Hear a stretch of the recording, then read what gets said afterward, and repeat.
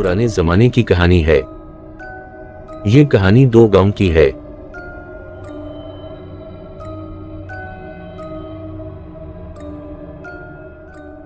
दोनों गांव के बीच में एक जंगल था। दोनों गांव वालों को उस जंगल से गुजरने की सख्त ममानत थी। गांव वालों का कहना था कि उस जंगल में खतरनाक मखलूकात रहती हैं जो इंसानों को मार देती हैं। इसीलिए दोनों गांव के लोग दूसरे रास्ते से आते जाते थे।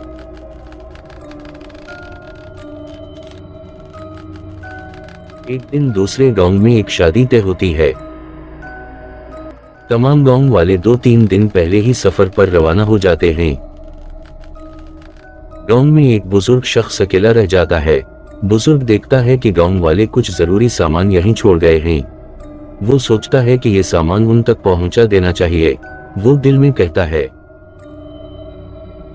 दूसरे रास्ते से गया तो बहुत देर हो जाएगी, जंगल से ही जाना मुनासिब रहेगा।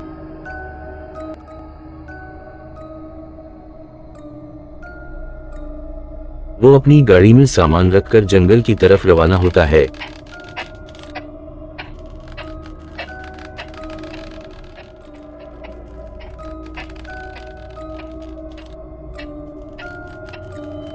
जैसे ही वो जंगल में दाखिल होता है, उसे पीछे से किसी की आवाज सुनाई देती है। रुकिए! वो पलटकर देखता है। उसे अपने ही गांव का एक छोटा सा लड़का नजर आता है। बुजुर्ग उससे पूछता है, बेटे, तुम यहाँ पर क्या कर रहे हो? मुझे भी आपके साथ दूसरे गांव जाना है। लेकिन तुम तो गांव वालों के साथ ही चले गए थे ना? नहीं, वो मुझे ले जाना भूल गए।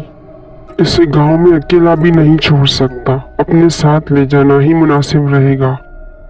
ठीक है, चलो साथ, लेकिन याद रहे चुपचाप रहना, आवाज बिल्कुल नहीं करना। दोनों चलना शुरू करते हैं।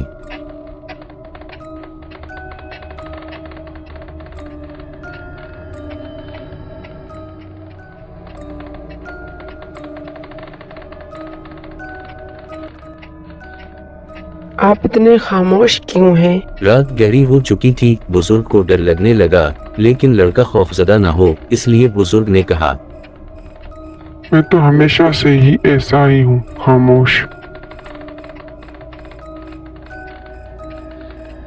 चलते चलते उनकी गाड़ी खड़ी हो जाती है। बुजुर्ग कोशिश करता है कि वो दोबारा चलने लगे, मगर कामयाब नहीं होता। गाड़ी क्यों रुक गई? चल क्यों नहीं रही है? मैं जाकर देख के आता हूँ, तुम यहीं बैठे रहना, कहीं मत जाना। वो नीचे उतर कर सब कुछ देखता है। गाड़ी बिल्कुल ठीक होती है, लेकिन जब वो दोबारा ऊपर आता है तो लड़का वहां मौजूद नहीं होता। बुजुर्ग घबरा जाता है और उसे तलाश करने लगता है।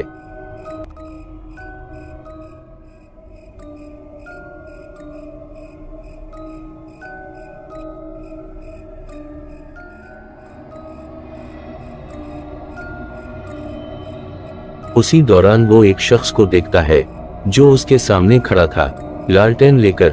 उसका चेहरा नजर नहीं आता, लेकिन आवाज आती है, आप यहाँ क्या कर रहे हैं? आपको पता नहीं जंगल से आना जाना मना है? मुझे पता है, लेकिन बहुत जरूरी था, इसलिए मुझे जंगल से आना पड़ा। जितनी जल्दी हो सके यहाँ से चले जाना, और याद रहे, न कुछ सुनना न कुछ देखना। ये कहकर वो शख्स अचानक गायब हो जाता है। बुजुर्ग हैरान रह जाता है।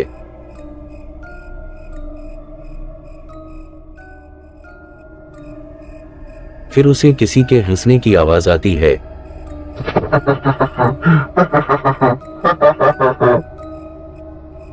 वो देखने जाता है तो डर के मारे साकत रह जाता है, क्योंकि वहां बहुत से जिन बैठे ककहे लगा रहे होते हैं।